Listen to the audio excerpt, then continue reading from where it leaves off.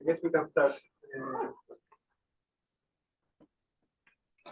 So, this is a session, in case you were wondering.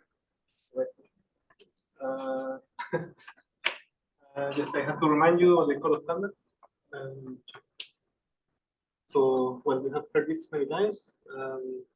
Please try to keep like a nice atmosphere. We're aware of that. Can you talk a little louder, please? Sorry. Thank you. Yes, so this is a reminder of the code of conduct.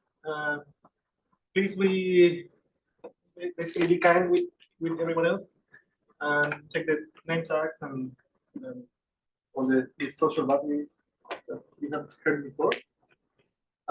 For virtual participation, please be muted unless you are speaking.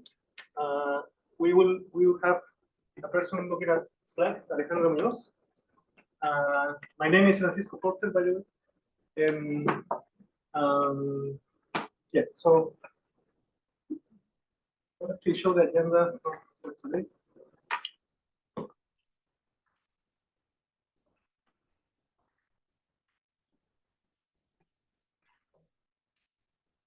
Yeah, so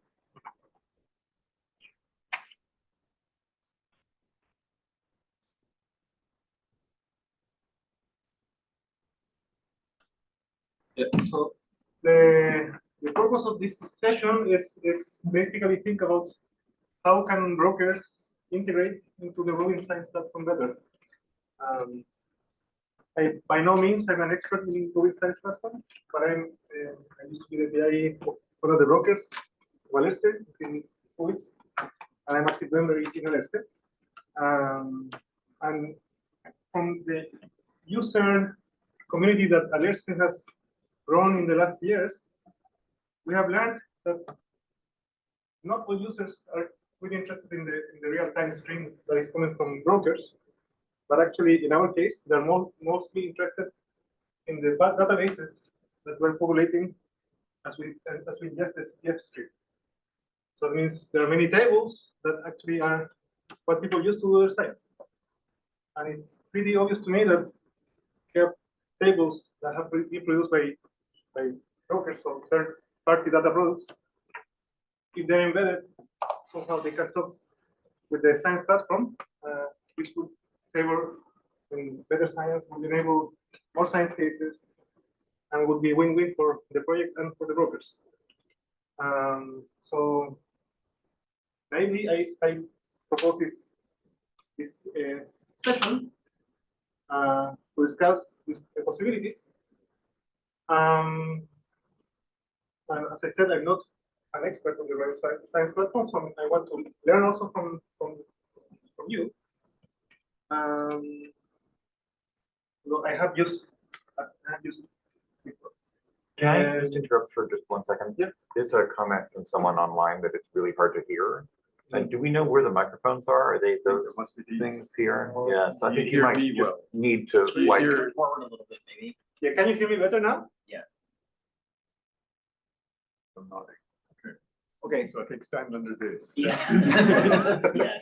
Yeah, okay. So, yeah, so the agenda for today is basically just give a brief introduction for what motivates the session.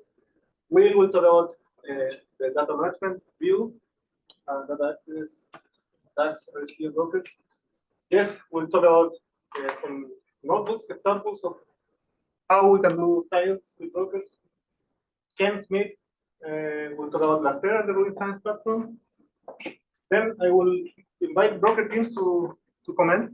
I invited them to propose for talks before, but I think what we will have is more a discussion. And then a general discussion. I would like to spend more time in a general discussion and presentation. Okay, so are there any questions? People online can hear us well? Yeah, okay. Yeah, so yeah, the motivation, as I said before, is brokers are tasked with ingesting, annotating, filtering, classifying. Actually, the actual objective of brokers, I think, is been defined as we speak, mainly with CDF data. And of course, different brokers have specialized in different types of science cases. And it's going to be really interesting how this unfolds in the SST era. We're all preparing hard. We have participated in challenges with Elastic. We have tested bandwidth successfully. And I think it's a very active community at the moment. How users of Rubin will use brokers, I think it's not well, it's difficult to anticipate. We will have to see how this works. Because first with CDF, was a different way of doing science, and LSST will be a different scale as well. So, and I think we haven't done all the science that you can do with CDF, so it will take some time to learn how to actually work with brokers and Rubin. And so, as I said, brokers are producing these third-party data products that, if they are easy to access in the Rubin Science Platform, would be great. And so, to what extent this should be integrated, interoperable, etc., and how can we help that Rubin data management team to make this easier for everyone? These are the questions. So I tried this. I just scanned many documents. I put them here. There's a lot of information. If you want to learn about data management, the amount of work they have done is really impressive. And it's a complex system that maybe Will can explain later. And really, they're really making a big effort to be transparent, to make you just see the Rubin Science Platform. I don't care about what is behind, but I guess we need to delve a little bit into this deeper. So I took this definition from the SST site. What is an alert broker? Well, you can see here. Yeah, it's basically systems that will ingest, process, and serve astronomical alerts. And typical broker functionality includes cross-match association with archival catalogs. Many of them will live in Rubin. The identification and prioritization of objects needed to follow up observations, and automatic classification based on Lightproof analysis. I would say more than Lightproof, a lot of data, multimodal data. What is a Rubin Science Platform? From this document, it provides access to catalog, image, and variety of auxiliary data, to a range of cooperating interfaces, APIs, web APIs, a graphical user interface, and provides dedicated computing and storage resources. Emphasize some of the things that I found. Then there's a very interesting section on architecture. I don't want you to read everything. I will leave this in the web page. But I found this very interesting. The second paragraph says hardware services support the creation of user image and catalog data products and facilitate the federation of user data products. So this sounds a lot to me like could be a federation of brokers, for example. Permitting joins between the project catalog and the catalogs of additional user-derived attributes. It says user data products created within the data access centers are remotely accessible through the API aspect. This is really, I mean, it could be really powerful. Authentication and authorization services provided allows users to restrict access to data sets. This will also help with data rights. Brokers are working for the wider community, but also for data rights people, users, and there will be two different types of users. Yeah, just say exchange of data and seamless workflows crossing aspects are enabled. So this is an idea. There's something. There's also a question about workspace. So if you use a Rubin Science Platform, you will have some workspace. Does it make sense for brokers to have different workspace? Are brokers users? Maybe not. Maybe I don't know. What is the intermediate solution? So just keep this. And I just put some questions that I just will. Yeah, and you have the. Yeah, and I think we do that discussion. Yeah, and we can go in detail, in great detail. So I don't know who's connected. Yeah. Okay, so let's say very simple use case. User within the Rubin Science Platform queries brokers data about an individual object. It should be easy and complemented with Rubin data flows. Here it sounds like broker could provide a API. And so, what about if a user queries brokers data about a large sample of objects from within the Rubin Science Platform and complemented with Rubin data flows? And we're talking about large, that it takes time to query and transfer the data. And what about more complex use case? A user queries one or more objects based on a cross match or joins between broker and Rubin data flows. So you see, I'm not talking about real-time stuff here. I'm talking about how to work with the tables that are in the brokers. I think Lacer will have different questions. Ken will talk about them. And let's say there is a user that wants to build a meta classifier based on multiple broker inputs from within the Rubin Science Platform. That's another use case. And let's say a broker wants to run continuously some process. I guess this is not the idea of the Rubin Science Platform, but I put it anyways, just for completeness. And because you will get people asking for this. Yes. Yes. And so some related questions. So can brokers keep live copies of tables in the Rubin Science Platform, or just tab? Maybe what you want is not live copies, but tab service. Do brokers have a larger workspace than normal user? What is large? I don't know. How could brokers use the Google Cloud Platform services? And this is not clear to me. And so then perhaps the question is, should brokers have different type of accounts in the Rubin Science Platform? Otherwise, we'll be like, I don't know, Francisco as Alerce user will do some stuff for Alerce. It will be weird. And then you yes. And so that's the motivation. And I have some questions from the other brokers. So I have some comments by Roy Williams, but he's not here, I think. Also, Julien Pelodon, was around, and Jacob. No, and Jacob from Ampel. So I don't have the permission to share, so I will skip. Okay. And maybe in the discussion They come on later. Yes. Yes. So Will, do you want to? Sure. So I'm gonna. You think you stop sharing and I can start. That's some work after that. Want to run the front? Yeah.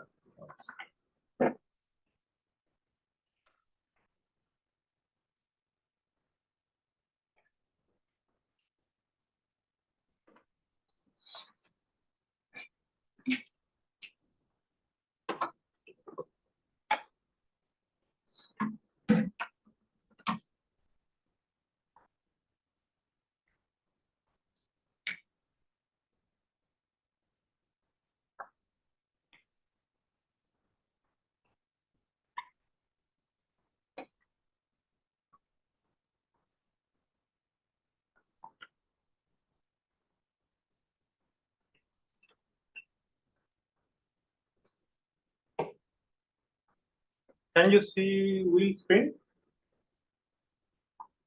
Yes. Yes, we can. So I do my Rubin communications job first here. Take a picture or the needs one.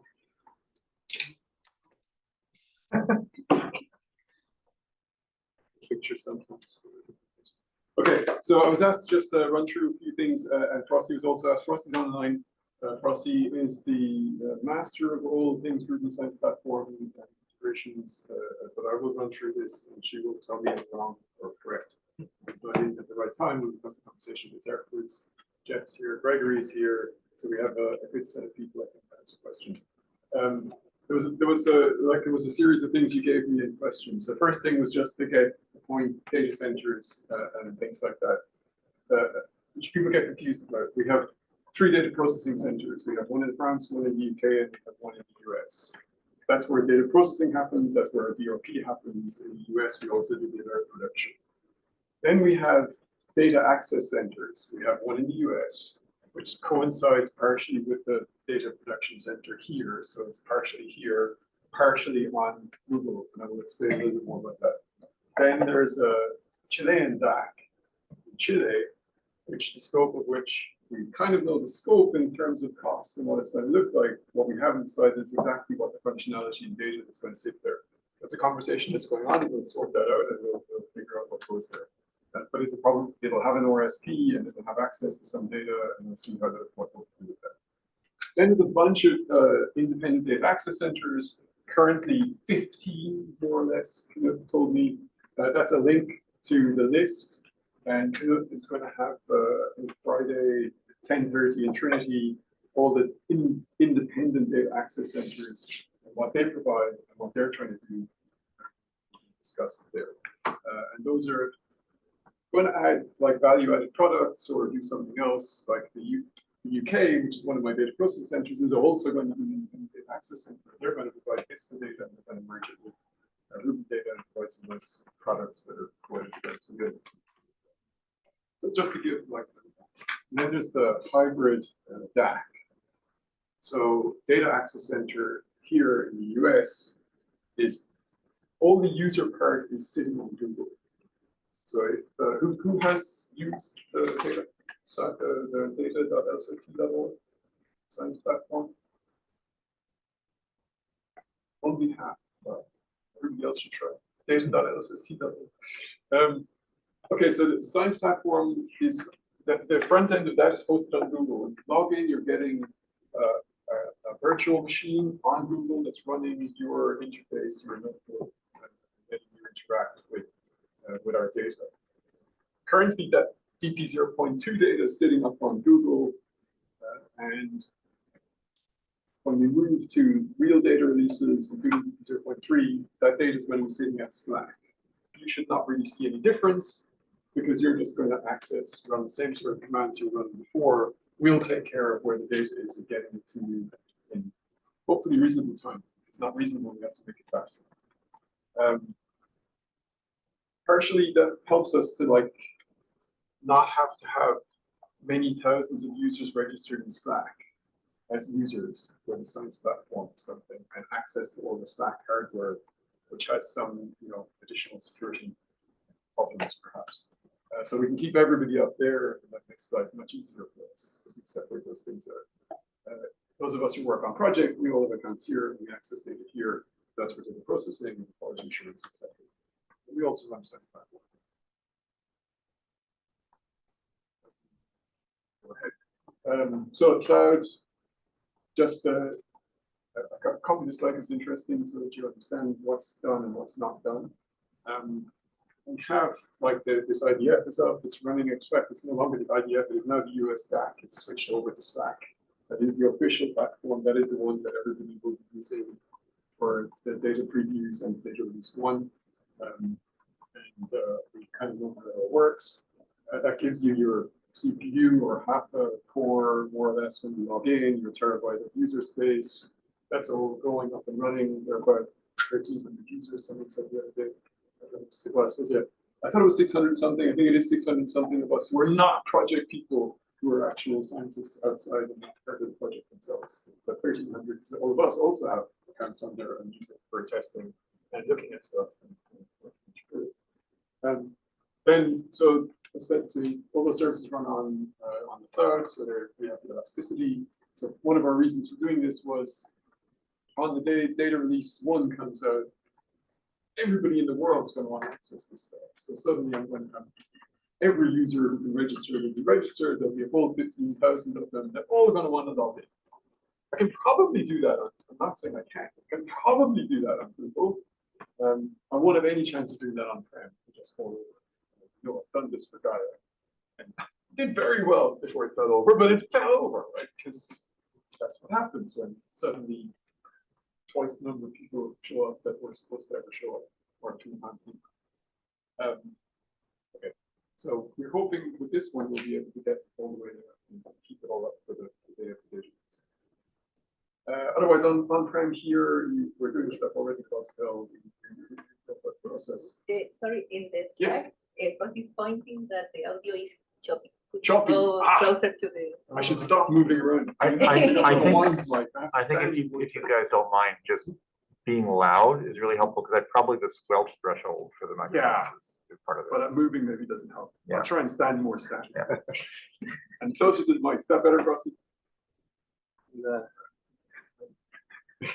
Anyway, so Yes, that's way better. And Gregory actually was very audible, so I don't know where Gregory is, but he sounded great. and I'm now standing closer to Gregory and under the microphone. So I think this is probably good. They put the podium in the middle of the room, which is actually the maximum distance away from every microphone. Yes. It's not near any of them. Okay, so so at the moment, I said we have about 350 developers on here, on site on Slack. We're doing DRP processing, etc. Here, this is not so relevant to you, except that it's the infrastructure that we still have. So again, what does that mean about data at Slack? If you've used DP 0.3, that solar system data is actually sitting at Slack. Again, you're running queries on Science Platform. They're on Google. It's totally seamless. You can't tell the difference. If you're a DP 0. In fact, theoretically, it's slightly faster than it was with DP 0.2, because the queue service is so much faster, or the database is faster here than it was on the kind of cheap notes we put on Google. But anyway, this is kind of the way it works. Then the images, what's going to happen is at the moment, they're on an object store in S3 on Google. That's going to be the same thing here. That's the way we store images anyway. They're in an S3. So again, you can get a URL to that image from the Science Platform on Google and access that image. It doesn't matter whether it's on Google or whether it's on Slack or whether it's somewhere else. So we can play with that in the background and give you a nice user experience without you having to really worry about where it actually is.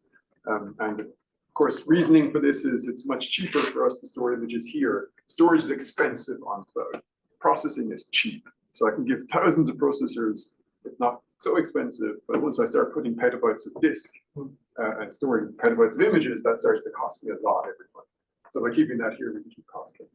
We have to see how this is going to work. So it's an experiment. You're all guinea pigs when we start using this properly. And then, so that's we believe this will work. That we do need for this what we called so everything's accessed in Butler, and I'll explain it a bit. Butler. We need what we call the client server Butler to make this work a bit more seamlessly. That does need to be able to hide for you the fact that there's a registry of images, and the images are not always necessarily in the same place as the registry. And that's pending and coming up. So again, just a few papers listed for Butler from Tim Janess. This is his slide. It basically it's an abstraction there that says, well, I have a registry. So certainly when you start using object stores, you don't have a file system anymore, so you don't have a hierarchy necessarily of files, which often people use to identify where things are. Then you need something that searches, that's able to find a specific file for you, a specific image. That's what the registry is. And I think you've seen some of the other talks where someone put a data ID, which is like a time or a filter and something else. And that's searched in the registry will return you one or more images from that data set. And so then get URLs and you bring them back in Butler. The result is in your Python program, you get a Python object, which is an image. You never knew whether it was a FITS file, you never knew where it existed, and you don't know where it came from. And we want to keep it like that, because that makes it very flexible for us to change things in the background. Then there's data rights. So we start to get a bit more into issues, perhaps. If we move data, so I said like these independent data access centers, they're going to have data. And you're talking about merging some broker data with some Rubin data. As soon as we started looking at Rubin data, there are data rights. Data rights mean you have to check who's accessing that data, because if they don't have data rights, they shouldn't access the data. So even if we give data to an IDAC, or if an IDAC has an object like catalog, they also have to ensure that only data rights holders access that data. So of course, that's all about authentication. Who are you? Can you prove that you are who you say you are? Are you on the list of data rights holders? We obviously will keep a list like that because we need it for our side. There's a DMTN 253 from Frosty's group explaining how you could leverage that. I put that here for the IDACs, but the same thing is true for brokers. If you want to start combining services somehow, you will begin to think about, okay, now the broker data was all public, but as soon as you start combining, I need to know is the person who's combining that. It's coming back to your question. When you say, is the broker a person? I go, not really. The person using the broker is the person. I need to know which person is sending that query through. And we'll come back to the application thing afterwards. And so, yeah, you could access the US DAC resources using that signed in user by passing tokens around. So this is just beginning to get into a little bit what you were asking. You haven't all used this Rubin Science Platform. It's very pretty. Please log in, have a look at it. It's data.lsst. Wow. Data.lsst.cloud. So 3 aspects to that. That's the front page. But basically, this is our way of delivering data to all of the users, all the science users. We're supposed to support about 10,000. I think that was the number. We feel like it's probably more than that by the time we actually get there. Hence, you know, when I say to you, you get a core or half a core, you feel like that's nothing. But when you start multiplying it out by all the people, it becomes a little bit of a problem. So there's about 1,000 cores in the plan for supporting that. 4 petabytes of file storage. This is all of your 1 terabyte spaces that you all get. And then there's some database storage for the idea of MyDB, maybe about half a terabyte per person for all these temporary tables that you might make when you do queries in QServe and you want the subset or you want to upload your own catalog and do matches with that. So that's the kind of sizing model for it. These are the same documents that Francisco listed earlier, the vision document, the design document, etc. From that, if you want more information, you can take through on those documents. Sorry, the first one's to take, the other ones. You can always do ls.st/ and a document number, and it will find the document for you. Or it's usually .lsst.io. So that's kind of what that looks like. Portal.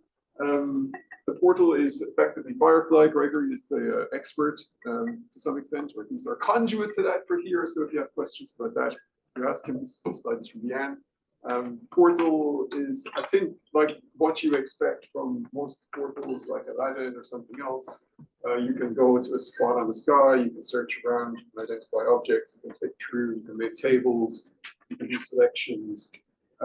And as mentioned earlier, we tied this up with the other aspects. So if you make selection inside here, you can get that in your notebook and do something with it, or you can do something in the notebook and have it appear over in the portal aspect. And you can also go and query one of the APIs and get that data back and have it show up in either of those places. So we tried to make that work all together.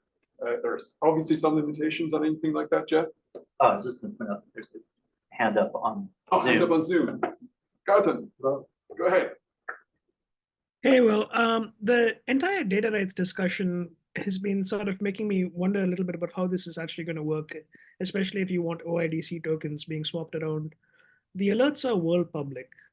Mm-hmm. Many of the brokers can be used without any kind of authentication at all currently, right? So you just go to their website and start using them. So at least some of the data products here are in principle completely free to use, and the brokers aren't collecting any kind of OIDC information for users. No, I agree. But there were specific requests from Francisco said, well, what about if I had some alert data and I wanted to go and get some ancillary or extra Rubin data? At that point, you will need to know who to use these. And then we can then you could imagine running a query on the alerts web page that I saw, the nice alerts page, for example. Maybe it has a box on the bottom that says, oh, go get me more Rubin data. That's going to have to pop up a pop-up that says, okay, log in. Who are you? Right. Okay. So that's like, I guess the actual question here. Is there going to be a Rubin identity and access management service? So that was the tech note that I listed earlier. If you skip back a couple of slides, there's a tech note from Frosty that that suggests a way that you could use Frosty's authentication to do this for you. Basically, do a callback to us for a token. I see, but that doesn't yet exist, right? It does exist. Now, Frosty would say it's not necessarily been scaled for every broker and every other website in the world to use it. But also maybe it's not that big. If there's 7 brokers in this case. No, you can. People feel free to try it and give us comments if they want. It's available. And if something is not right, we'll fix it.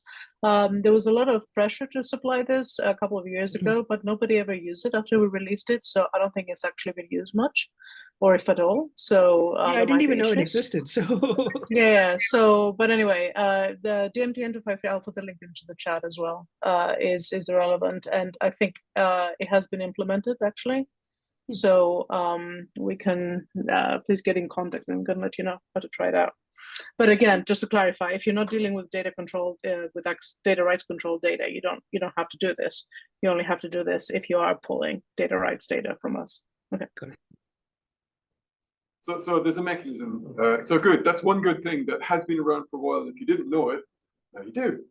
Good. Okay. Take that. So that's the portal. Notebooks. I think everybody knows what a Jupyter notebook looks like. So again, it's the same sort of thing. It lets you run. This Jupyter notebook has the Rubin stack built into it. So all of the software for data processing is in there.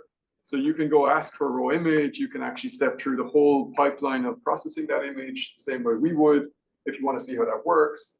There's actually some very pretty notebooks that walk you through that and explain how the algorithms work. So it's great for learning how those things fit together. And then there's a whole bunch of other science-oriented notebooks from DP0, which will tell you or give you examples of how to do other science use cases based on the tools that are available. I think they're very, very, very good. Dive in, have a look. So that's, yeah, we've seen this now popping up. Originally, I did not, or I think we, Rossi and myself, did not expect Rubin Science Platform to pop up in a lot of places. I think it's in about 18 places now. We thought we'd have a few of them, then suddenly there was one on the summit. Now we've got 3 here, 2 on the summit, 1 in the base, 1 in the UK, 1 in France, and more people are finding that it's deployable and it's useful and it does a lot of things. And so it's beginning to show up in more places. So some of the IDACs will end up, I think, running this also. That's their intention. And then the authentication becomes more of an issue at that level. So again, it's a little bit different to brokers, but it seems like brokers are now beginning to think along the same lines of almost being the mini IDACs, where you have a set of data. And then finally, Notebook connects the image services. There's the cutouts, so does. You mentioned some of the other places before, but the image cutouts, the obvious one that lots of people are going to want to use. We still have work on making that like robust and scalable and managing thousands and thousands of requests that are going to come potentially for that, and not just from citizen science, from everybody else as well. Again, there's tutorials about that, which you can look at, and again, very great, very good stuff. And then there's the API stuff. So it's the third aspect of the science platform, is the programmable aspect. So QServe is sitting behind something like TAP. It's the table access protocol, IPOA protocol. That's an API. There are several libraries which let you talk to that. One of them is in the science platform, and it's easily accessible. So you can very simply run a TAP query from inside a notebook or from inside Firefly, and it will talk to QServe and bring back a set of results for you. You can also use that from outside. So you can access that. The example here is with Topcat, that many of us know. So in Topcat, you have to be authenticated, right? You still have to go and get a user token, but you can do that. Topcat's able to understand that. You can go get a token, you can give it to Topcat. Topcat can then come back, query QServe, get the data, plot it inside Topcat, and let you play with it. And so this begins again to get closer to what you were asking about, like how would you do this from a broker? Well, that's one way of doing it. You would get a user token. One way is you authenticate and get the user token directly from us. One way is you tell the user get a token, that paste it in, and then you do your query with that. And there may be other ways we can talk about this as well. But so there are already some things you can do that would integrate directly with the API for QServe, for example. Then just to point out, some of what you've asked looks like they begin to look like applications. So I would not think of brokers as users. I would think of them as applications. A listing here, just like some of the environments that we run at the moment, and on one of them, just all of the applications that run on that environment. So we don't just run RSP, we run the control system, we run ObsDoc TAP, whole bunch of other different things, the Universal Worker Service. All of these applications run, and we have a fairly sophisticated way of managing access tokens and accessibility and passing through from authenticated users to make use of these services that are provided by these different applications. So again, you could envisage, and I'll come back to that at the end as part of the conversation, the broker as an application running in the same environment, doing something. Because one of the use cases you had was, I want to do this every night, I want to do something X. Now, we never said we would run third-party applications, but, we can talk about that. That's, again, the 7 brokers, if they want to run something that makes sense because it's right beside the data, and we can come up with a sensible way of doing that, and it's not going to be a huge, it's not like, oh, we want 500 GPUs to run that, then we can talk about doing it. I think it's sensible. It's a limited number of things, so it's something we can discuss. So then specifically, you sent me those questions. So can brokers keep live copies of their tables at the RSP? So I think maybe, I hope I got the message to you that that question is not the correct question. The answer to that is no, because there's no tables in the RSP. The tables that you access in the RSP exist somewhere else, like QServe. And they're not even on the same machine, because the RSP is running on a bunch of machines on Google, and there's a server over here with QServe that's running the queries for you. And at the moment, there's one QServe up there on Google if you access the DP 0.2 catalogs. If you access DP 0.3, that database is running here in Slack. And it doesn't matter. What matters is there's an agreed API that you can access. And that API lets you query that regardless of where it is and get the data back. That has a limitation, obviously, in that there's a certain size that you can manage, and it's going to become problematic after that. If I moved away from the microphone, I should move closer to the microphone. So yeah, but you could totally have tap. And then your question is, would we host your data for you? And that's back to that previous question, resources. That's not something we said we would do exactly, although we have talked about serving third-party products if that was something the community wanted. So that would be a discussion, I think, with one of the user allocation, resource allocation committee boards type people that says, yeah, hey, LRSA has done a really great job of this database. That's one we should host local. On the other hand, if you put it on a reasonable server or hosted it directly on Google, the access is probably going to be just as good, maybe better to some extent. So you're not using our bandwidth. By putting it somewhere else, you're actually releasing bandwidth and letting people access it in a different place. Then what you would want to do is maybe have that tap endpoint show up in Firefly, and that we could totally do inside the port. Absolutely, yeah. So we could just go, oh, yeah, in the dropdown, not just QServe, but here's the LRSA feed, and here's the Laser. Yeah, we can have a dedicated page within Firefly that provides all the brokers registered tap as services. endpoints, and then let you query those in one go. Yeah, or whatever and it remembers query parameters from one server to another. So if you do a query on one broker and you just change to another broker, you'd be able to immediately run the same query, assuming the tables were compatible with each other. Yeah, and so that's the point. So I think I'll come back to that as well. But you would have to standardize. So I think there's a couple of things coming up where the brokers, you will all benefit if you get together and come up with some standards that you do things exactly the same way. Because then we can integrate this very easily with other things and make it all look very seamless. If they're not standard, that's not going to work. Yeah, and I have some really concrete suggestions that we can share with you after this session about a starting point. Yeah, because we have discussed about having a common API, for example, and we have not been able to agree because actually the nature of the brokers is so different that it doesn't make sense to have APIs. Yeah, but one of the concrete ones we put is alert ID lookup. Just something that's simple. That's so simple. Yeah. And it would allow a bunch of things to happen. I agree. Yes. And then you can get more Gregory and I have been in IVOA for years. And agreeing standards like ADQL and TAP and all of these things, simple code search, simple image search, they all took forever to get to agree. And the simple ones were a little bit easier because everyone could agree on a common search, right? But we're not talking about needing like a new international standard here. We're talking about just the Just you brokers guys. agreeing on some simple APIs. And we can, if we have time in this session, we can even be a little bit more concrete about it.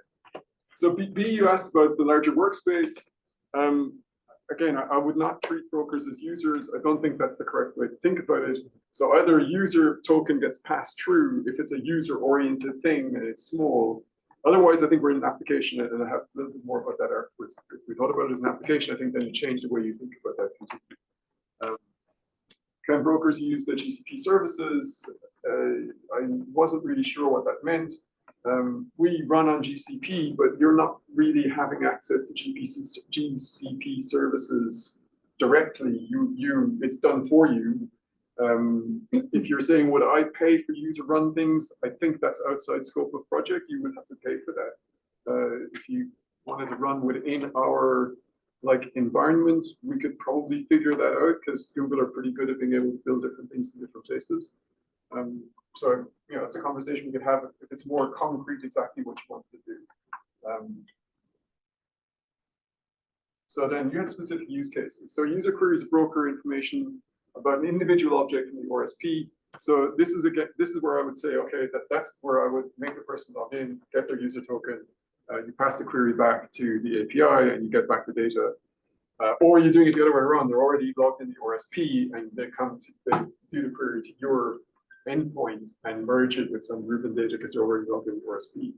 And again, that can be really very, very easily facilitated and very nice on Firefly if you were doing that through Firefly and we had easy access to your API alongside the Rubin API. And we just do that query directly in Firefly for a patch on the sky, for example. Otherwise you're getting back a table. You can do all sorts of things in the notebook with that. You're logged in, you're authenticated, so we know who you are, we know you have data access rights, and you can do lookups in Rubin. The last is what we just said. It's like we could make your tap service appear in the portal fairly easily. It's not even fairly easy. I mean, if you have a standards compliant tap service, you can run Mark Taylor's taplint to check that that's true. Yeah. It just works. We'll just add you to the menu. And you don't, and even if you're not in the menu, you can still run the query. That is also true. So yeah. And then so then one of those concrete things that Gregory was talking about was like get alert file. If every broker did that, that would already be something that would allow you in the portal to go, oh, hey, what does everybody say about this? Go. Actually, we don't store the alerts, we store objects. So, but you have an ID somewhere. But you must be having it associated with the alert ID. Sure. Sorry, what was your objection? No, I'm saying that we are not storing the alerts.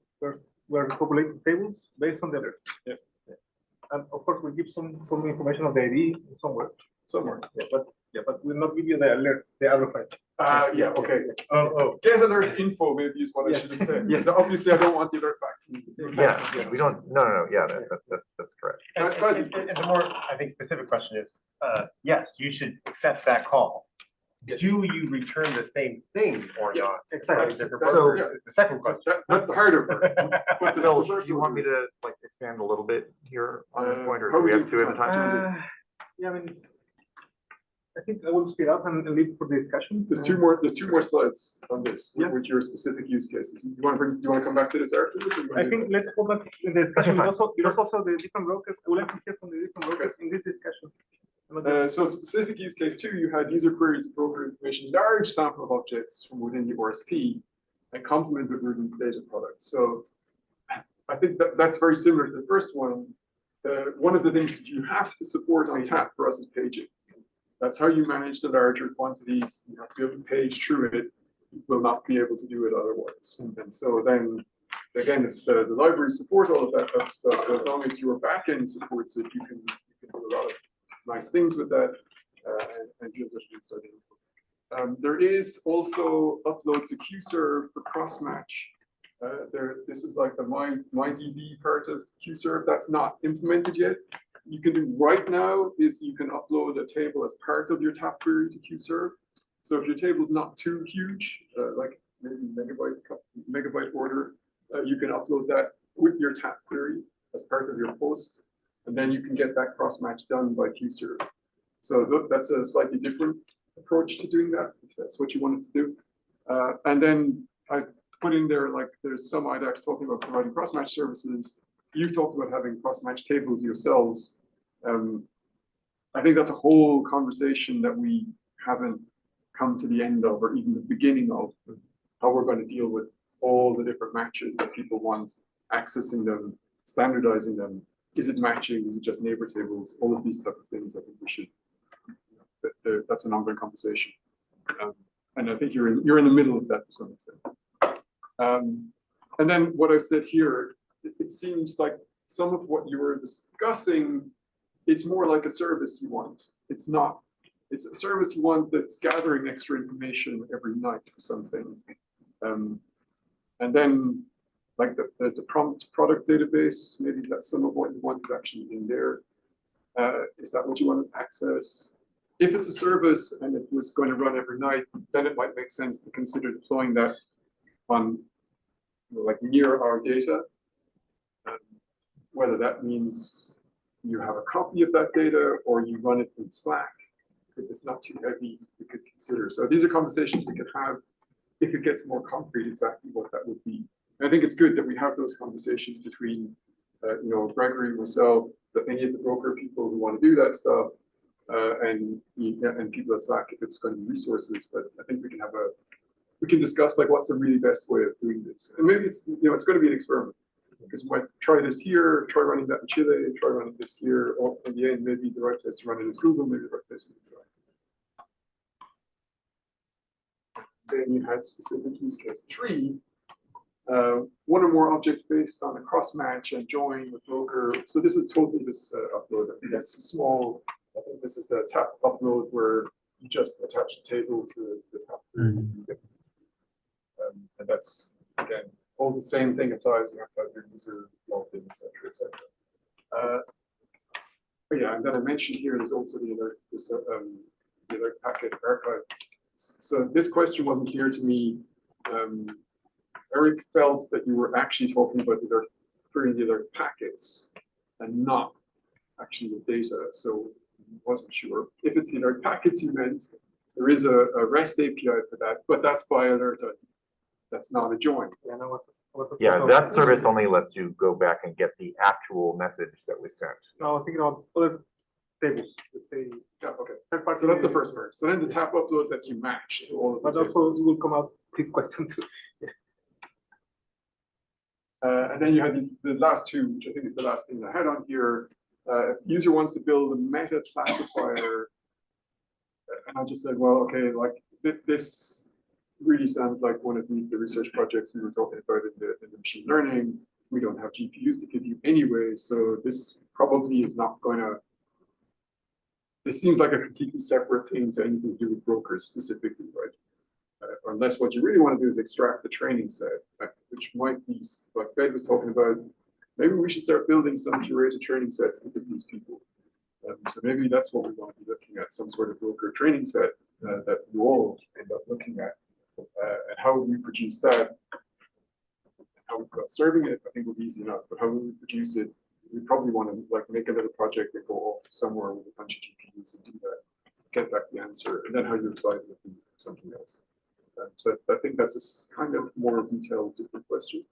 And the broker wants to run a continuous process. That's kind of the one I said before.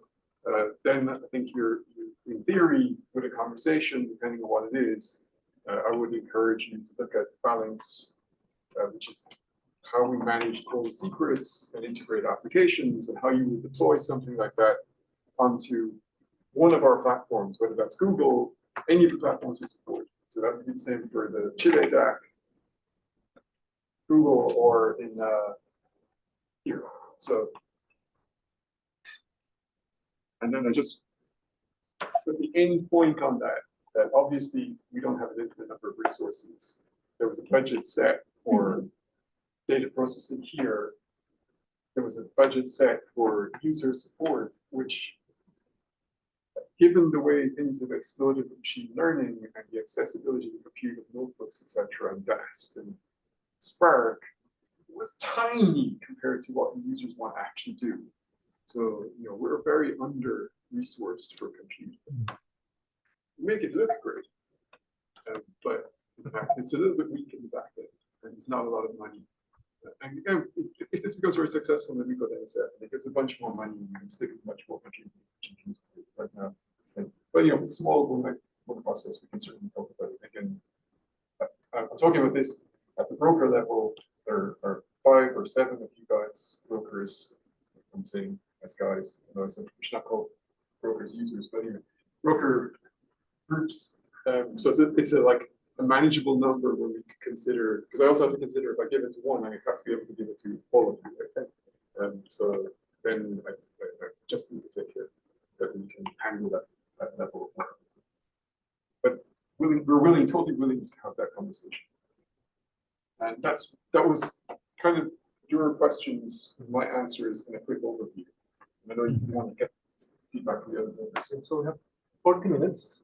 So we can have a couple of questions now and move on. Any question from the audience, remote or in person? There are some on the chat. In the Slack? No, on the Zoom chat. Sorry, we are not See that. doing. I have it. I cannot see that. Okay. Maybe they should ask them directly. So Julianne asked something. Sorry, I will not speak very loudly. It's midnight here. Yeah, so my question is on the use case 3. There was a mention of a REST API for basically getting alert packets based on their ID. Is there any documentation on this REST API already? I completely missed this point before. So in the slide, there's a DMTN 183, which is the prototype for that. It's a tech note. That's what I was told. Gregory's looking at me like that's not the right For thing. getting it. Oh, for the REST alert. API Yes, for yes, alerts, yes, it's a yes, prototype. yes, Yeah. yes. So DMTN 183, there's a link in that slide. The slide's posted on the session, so you can click through the slides and you can click on all the links. 183. That was slide number 18. Thank you. Just looking what else.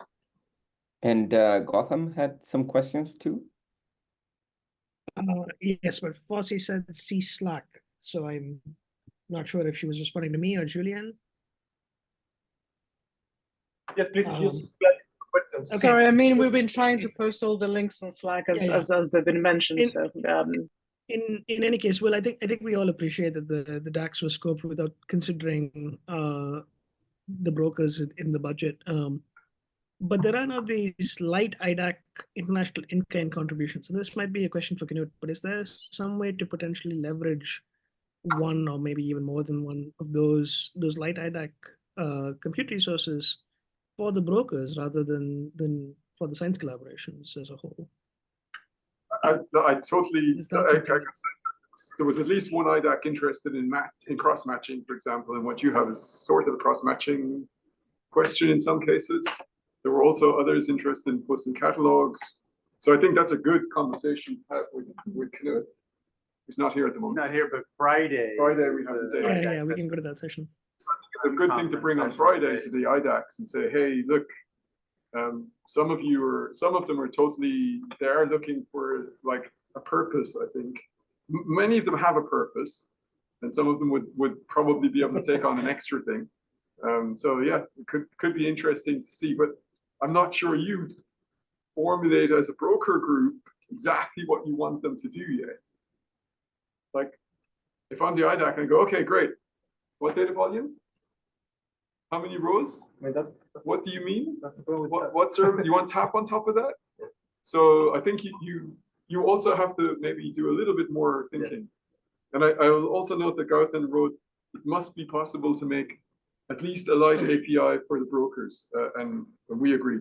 So you guys need actually, I believe Francisco organized that conference in Chile in December last year where we came to that agreement. And I think he also said that he was trying to organize one in the Torres del Paine this year to sort of do a follow-up on this. So, maybe you should put Francisco on the spot and say, hey, when are you dragging us down to Chile next? Actually, after conference was conference in Adiso, and there were all the brokers also, and we could not agree that it was important to do an API. We even did a poll among the conference attendees, and the conference attendees were asking for the APIs, but the brokers said no.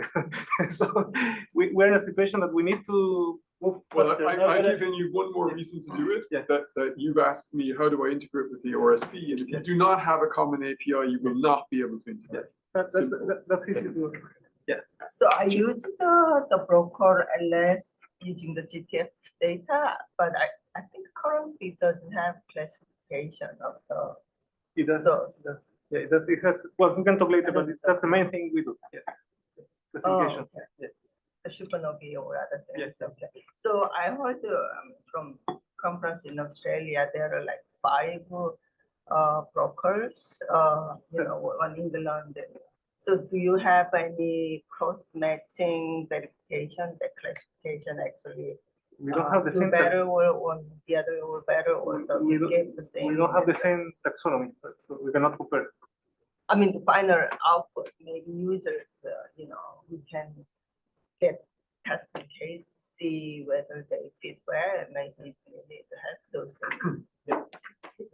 I think that's a different topic we can. Okay. Yeah, I just wanted to ask a follow-up question. Gautam mentioned that there was a conference and it came to some agreement. So was that written down? No, it was not written down. And there was a second conference. This was in December. Yeah. And one of the ideas was to collaborate and build these common tools. But the agreement was just to build common tools, or was there like a set of use cases for common tools, or what was the output product? The idea so was far? to start with something very simple. Same idea. Okay. Get the light common. Okay. Well, we will make a very concrete suggestion for something you can start with. Okay. So we're running out of time. We have half an hour, and Jeff suggested that we skip the tutorial, the notebook. And I agree with the idea because I think the discussion is very rich, and we will go to a different direction. I could do, if people are interested, I can do the demo during the unconference time after the break, after the session. I'm happy to do that. And I mean, I'd be interested in at least like a sort of 2-minute description of what this is going to be. yes, that's great. We can do that. Yeah. What if I'll do that really quick. Thank you. Also, yes, other the link to the channel about if you want to follow.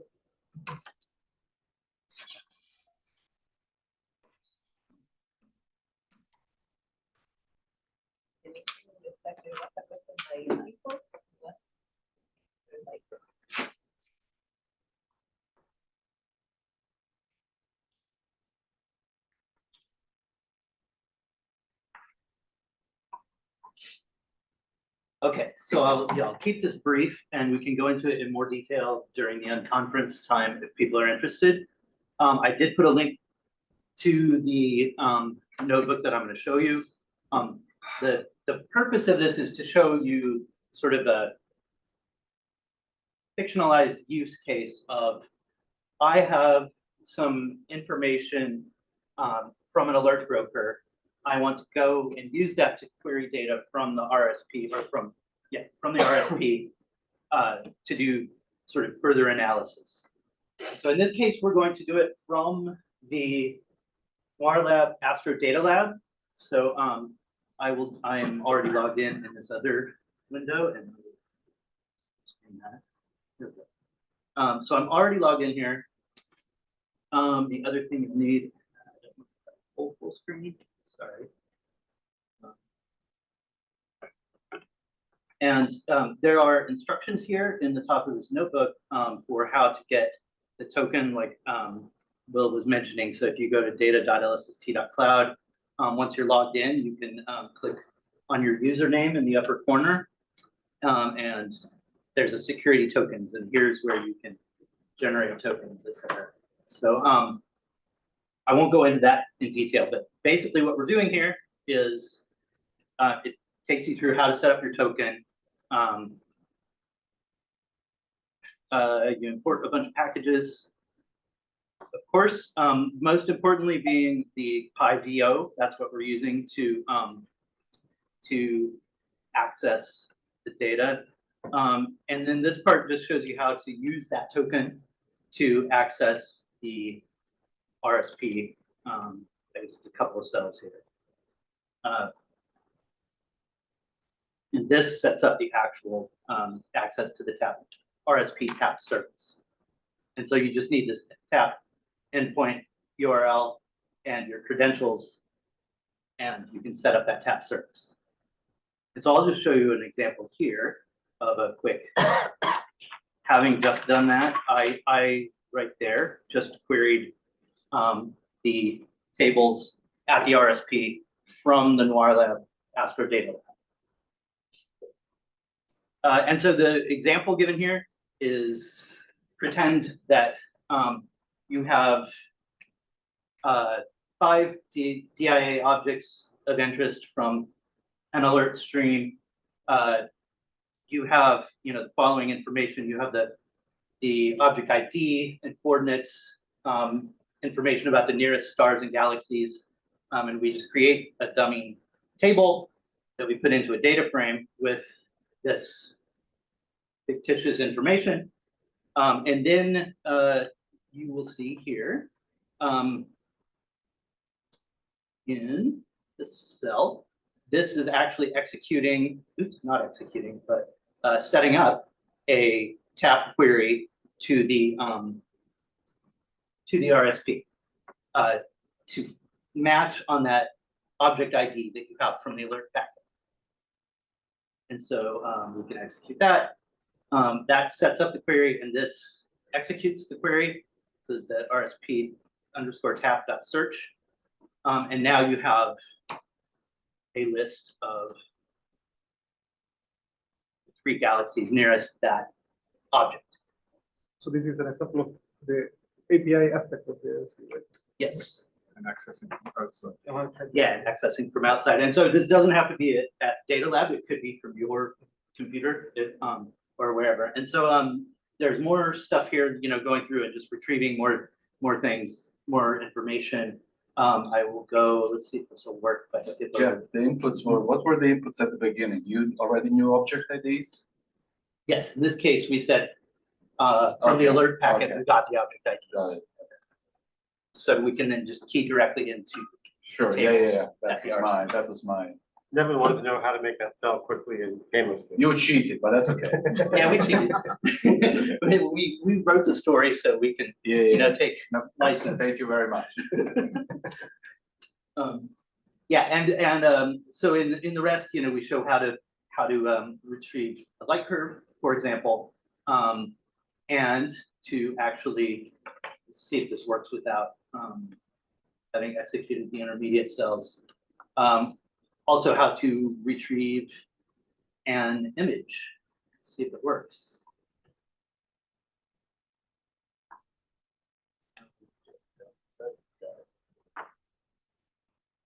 Okay, just a sec.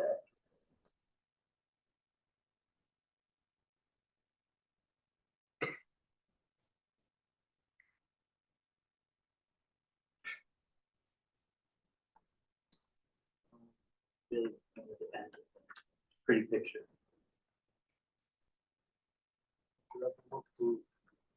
Ta-da! Yeah. So just like that, we've retrieved an image remotely using the API and highlighted the supernova that was alerted on. So anyway, that's the gist of this notebook. I'm happy to go through it in more detail during the conference time if people want. Thank you very much. Sure thing.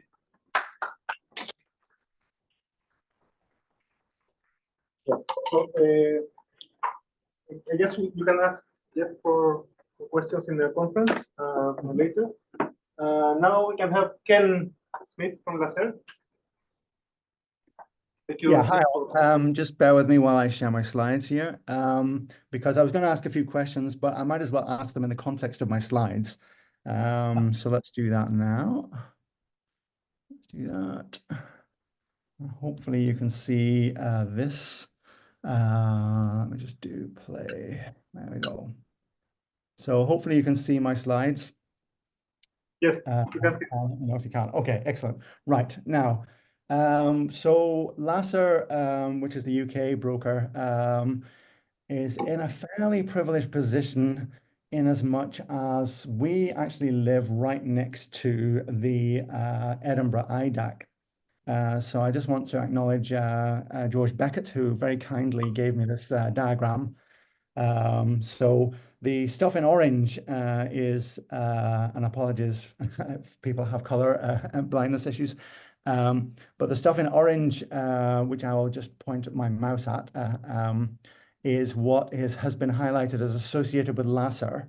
Let me just point out that user storage isn't currently implemented, and that's a question that we still have to answer within the Lasser team, etc. So here is our data access center, and here is Lasser sitting right next to it, right inside the data center. So there are potential for making use of that. We are not currently making use of that. Now, what I want to say first of all is that a lot of the there's been a few assumptions in this talk so far. First of all, I want to say, wow, thank you for all the information. It's been great. One assumption has been that we're dealing with, for example, data preview 0.2. An assumption, what is our data center storing? Ultimately, it's going to store our data releases. One thing we have not been guaranteed, as far as I know, please correct me if I'm wrong, is that the IDs, the object IDs, are going to be the same, consistent with the ones that we get with the alerts. So the alert IDs and the object IDs are not necessarily the same thing. So that is just something that I have gleaned so far. Please correct me if I'm wrong. So anyway, let me just point out, there's the user. The user is going to interact with the IDAC. They may actually be logged into the IDAC. They can use their Nublado notebook, which is actually, again, based in the data center to write their Python notebooks, or they can talk to our own Lasser web interface. And these kind of arrows in black crudely point out that the way that we've currently implemented the interaction is that the user, if they create their notebook, which can be in fact outside the data center, they're always going to be using our Lasser API token to talk to Lasser. So if they're doing it from within the RSP, of course, they've got a whole bunch of RSP objects that they're interested in, and they're going to want to see if their Lasser has any information about them. So we're going from RSP effectively to Lasser in this particular case. So in this case, again, just a quick example of a notebook. Again, we've seen them all. One thing I just want to point out here again, we're doing a cone search here. As far as I know, that's the only way we can actually guarantee that we're going to get the association of our alerts with the information that's stored in the RSP. Please prove me wrong. So second way that Lasser interacts with our current implementation of the RSP is via the web portal. So it's using the TAP API, but in a very crude way. What we're doing is on the front page of Lasser, when we go to an object ID or a particular object, you can see there is a cone search by object table, and you can see it's actually inserting via HTTPS a TAP query to the RSP to say, give me information about this object with a search radius of 2 arc seconds, for example. So although this interface is out of date because we've actually deprecated the search for dia object table and deprecated the search via dia source table because we don't believe at the moment that the source IDs and object IDs will be consistent. Again, we'll come back to that. So these things, you'll see that I have checkboxes at the top of these titles. Now the checkboxes become big red crosses because these parts are now no longer implemented. These are not implemented yet, but potentially, for example, a user inside the RSP can use their notebook to talk to Lasser in a way other than potentially using their API token. For example, to do a large cross-match query, for example, give me a whole bunch of alerts that are associated with these objects that I happen to be interested in. Again, we're being driven by the RSP here, not by Lasser. But not implemented yet. And if we do implement it, we want to implement it in a consistent way with the worldwide RSP. Likewise, potentially Lasser, remember at the beginning when Francisco made a comment, almost throwaway comment, that second paragraph, which implied that our brokers can make kind of gray area decisions about alerts based on information in the RSP without necessarily giving away the RSP information. So crude example here is that this alert looks like an orphan. It looks like it's not associated with any galaxy, but actually there's a 23rd magnitude galaxy inside the data release, and we know about that 23rd magnitude galaxy. So we give information back to the user and say, we think it might be a supernova, but we just don't tell them why we think it's a supernova, unless of course they're logged in. And by the way, going back to that earlier example where we use the web portal to talk to, this was up here, sorry, where we use the portal to talk to the RSP. Here, of course, if the user's not logged in, they'll be challenged for their login information, and then they'll get the information back from the RSP. And that means, of course, that we don't have to store any information about their tokens, etc., their TAP tokens or whatever, inside our broker. But of course, there's a question about, do we manage some tokens? Can we give the users the ability to insert their tokens into our broker? Do we want to do that? Because that's going to be a bit of a nightmare to manage. Anyway, that's really all I wanted to say. This last bit is, you know, potentially we can do massive cross-matching against information inside the RSP, because again, we live in the same data center.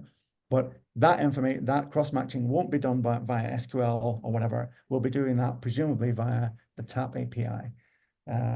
But there's the potential, because of the low latency, effectively, of doing quite large queries, potentially. That's all I wanted to say. So feel free to ask any questions. Thanks a lot. And comments again? Sorry, let me just stop sharing. No. Actually, I have another example that the gray area that Ken mentioned. Sorry, you have this. Michael. Okay, so at least I have asked the Rubin team. Let's say I have photometric redshifts table inside the RSP. I use it to infer the distance to a transient candidate. And then I report the absolute magnitudes to the wider community, and I don't tell them how I guess that absolute magnitude. So you see, it's very gray area, because it's very easy to infer back what was the redshift I used, but it's not really the user wide. You have to dig in that. There's a document about derived data products which discusses something. No, and the census says that it should not be possible to go back, reconstruct, but yeah, actually right. that's impossible. There are people that it's like a research area itself, like inverting. It's lots of gray areas. Yeah. I'll give one example of this. So my other project is the NASA SIREX All Sky Spectral Survey, which is launching in February. Although the timings of the two projects are not perfectly aligned, probably by the time we have our final data release from SIREX, we'll be able to use Rubin object catalog as inputs. So everyone doing the work on the SIREX science team has data rights, because they're all basically from the US with some small exceptions. We are required by NASA to publish everything that we produce publicly without data rights controls. So if we're using Rubin targets, what we've concluded we have to do is we have to not say what Rubin's coordinates for them are, and just give the Rubin object ID. Right, and then people with data rights can go, oh, okay, this, this object is, here's the spectrum from SIREX for it. right? Like But an people- address of a Yeah. digital access. Yeah, it's actually really, it's kind of awful. But it's just inevitable consequence of the data rights situation. Michael. Both Gareth and Ken were asking questions about object IDs. Is it worth spending a minute to Yeah, I make think sure so. we're all It is clear a about? very, very important Yep, point. absolutely. So I think the question was, are the DIA objects in the alerts and databases the same? My understanding what they wrote is like from what they read online, I think they should be the same because it says so on one GitHub page. And I asked them, like people who know more, I can report when I get confirmation. So they should be like DIA object, not the object, but DIA object. Yeah, the DIA object information in an alert is an accurate reflection of the state of the DIA object at the time the alert was issued. But that DIA object can evolve later. But what you get in PPDB. In the PPDB, you can query the history of how an object Oh, evolves. But if you query for the latest one, you won't get what was in the alert because it's changed already. But the DIA, let me. But hang on, can I say one more thing about this before? But it's important to recognize it's somewhere in the data rights document that Will mentioned. The live crop products database tables, not the annual reprocessing version of those tables, but the live ones they are not data rights restricted data. We don't let people without data rights query the tables. You have to have data rights to use the RSP to query them, but their content is world public. So, which was in response to the discussion with the brokers, right? The brokers are allowed to capture that information and republish it. It is free of data rights. That's really important. Yeah. I didn't know that. So the DIA object ID is in the alert packet, will be the same in the prompt products database for that processing. Yes. The DRP reprocessing makes no guarantees of any particular object Yeah, ID. how could it? Because it won't find the same object. I'm just making statements just to make clear things. Yep. And subsequent, so that's when things would change and having to matching. So Ken, I'd like to hear more about the use cases you were thinking about. And Gareth, I see Nevin responded. If you had questions, just to make sure. I'm just summarizing what you wrote. It's like so that it's.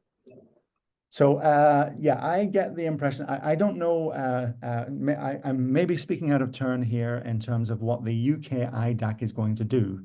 So I'm not entirely convinced that the UK IDAC will actually have the prompt products database. Gareth or somebody else, feel free to contradict me. So if it does have the prompt products database, of course, the DIA object IDs will be the same. But as you've just stated, of course, if we're going to use this to cross-match against the data releases, then of course the data release information is not going to be the same. And the only way that we can do this is via position. So the packet will have matches to close things with object IDs that are linked to a particular data release. I think it's useful, I mean, an alternative is to have a separate column with a different ID that is indexed. That's not, perhaps it's more expensive, but it's perhaps it's cheaper than doing cross-match all the time. I mean, Ken is saying that it's my only solution is doing cross-match all the time. Like the packet will have, I'm going to get these numbers wrong, the 5 nearest stars, the 5 nearest galaxy object IDs. Those are only for particular data release, but those are exact things you can look up if you want to query for what's nearby. Does that satisfy your need, Ken?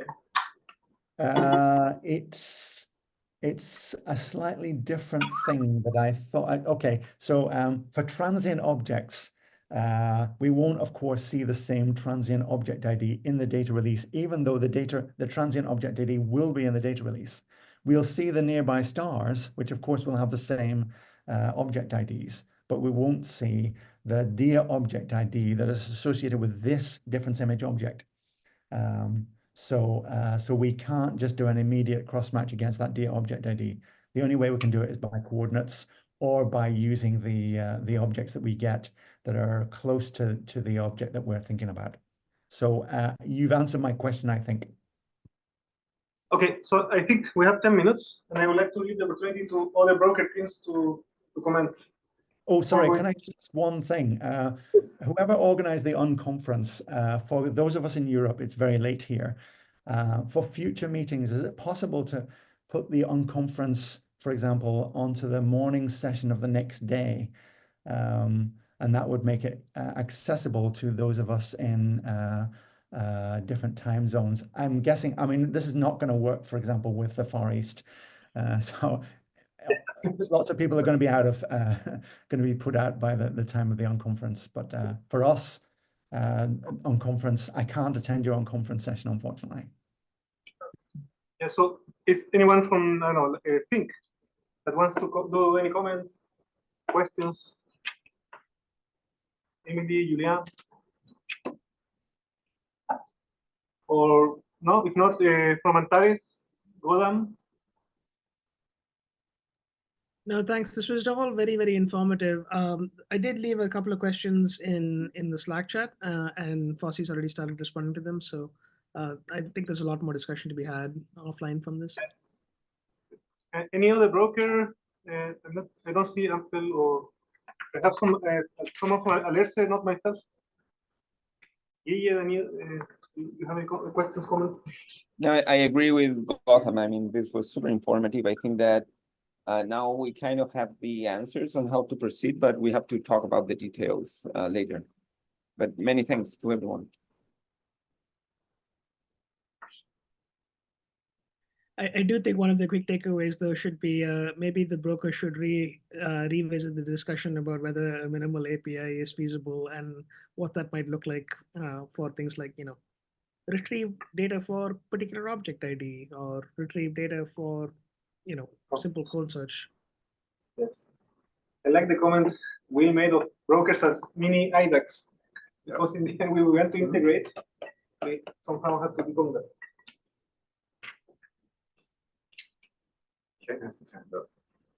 Ken. Oh yeah, sorry, just one thing. So there was information about obviously how to register and get a token, etc. So will the brokers themselves need to register themselves to get tokens, and will they be treated in a different way, like power users, etc.? That was a user token for a specific user, and what I was saying is, if we go the application route, we might give you an application API token that would be a little bit different to a user token. But the point is, like, we do not. I think we should not think of brokers as users. We should think of them as applications. Users may use something on your site, in which case you can pass that user information through. But if it's something that you're going to run as an application, then it should be with an application API token, and we can give you a token like that. Yes. Again, we should discuss that exactly. Perfect. Cheers. Thanks.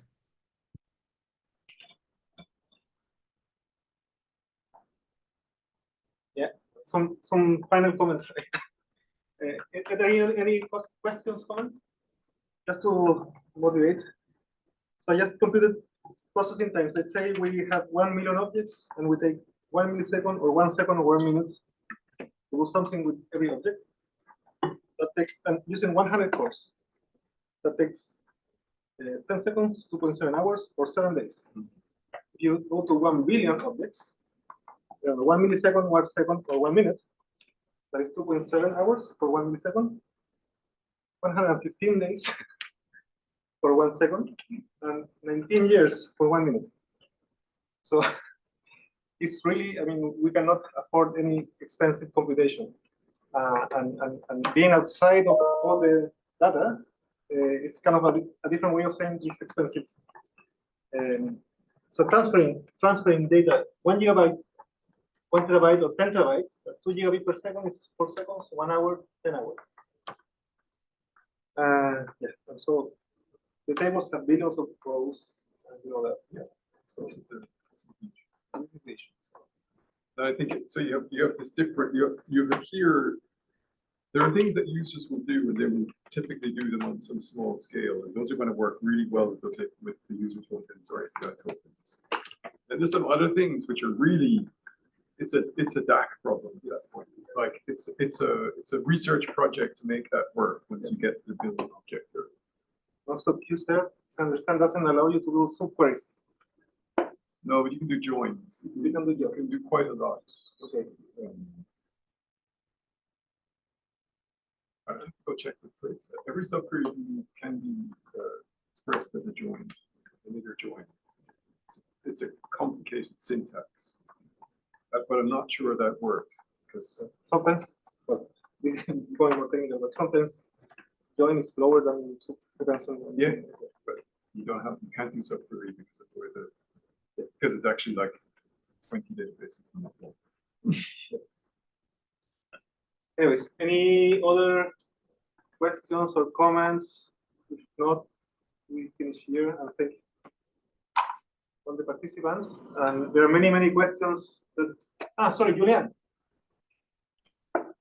Yeah, just a quick one. I put it on the chat, but it's more a request. So the DMTN 183 that contained the detail about the API, last update was 2021. Is there any chance we can get an update this year? You can ask Eric, but if there's no update, probably nothing's been done since 2021. I'll ask him. Thank you. Okay, so when will be the next time broker teams have a chance to meet? That's my final question. Yeah, can we meet face to face, please? Yeah, I mean, I again brought up that Torres del Paine conference that you said you were organizing. Yes, we can do that. We can meet there. It's December 9 to 13. We can do like a special session on that.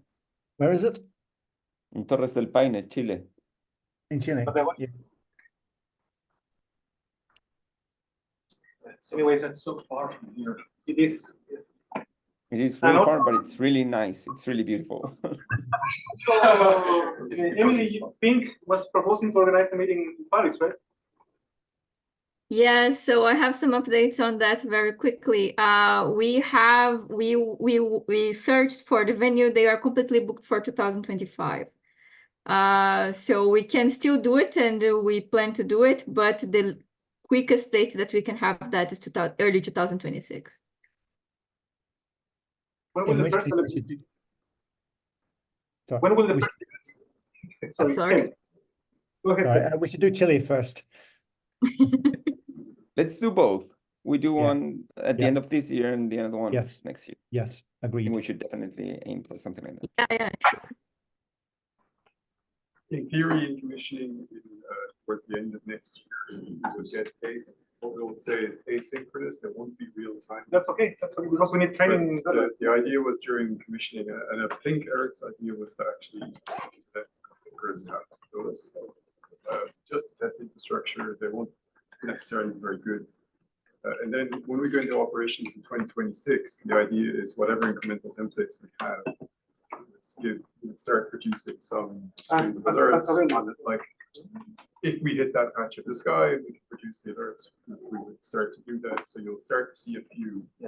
And then the original, like the requirement we had was to do it at the end of year one, when we'd actually done the templates for the whole sky. That's what I remember. Yeah. But we sort of agreed we would do these incremental templates and start to build them up over the year. And maybe add, and I think the agreement is we'll never replace one, at least not like for a period of time, so that we don't keep changing them all the time. Or we would add new patches basically onto it over a period. So you build up towards having the whole sky. And then reproduce all the templates with the one as planned. So you get a clean sky for. To be like the same all the templates. That was always the intention. The intention was to take the full set of data and then produce templates for the entire sky, which is why the original thing said it would be data release 1 when you've got actually 6 months of data and you've seen pretty much everywhere. And in theory, you have enough visits to do templates for almost the entire sky. So then you would have to. Bill, is there a plan to also reprocess the older data with the new templates? Like, so when you get an alert or get the light curve. So user can confirm that, but the DRP does the difference imaging as part of the pipeline, but when you do the DRP, So, and then the object IDs will change. Yes, you see. But that's the problem. That's where a lot of the problems come from. Yeah. Problem when you update these things that they update. So we are in time, and thank you very much, everyone. So let's keep conversation. Thanks, everyone. And also for especially people that stay until very late.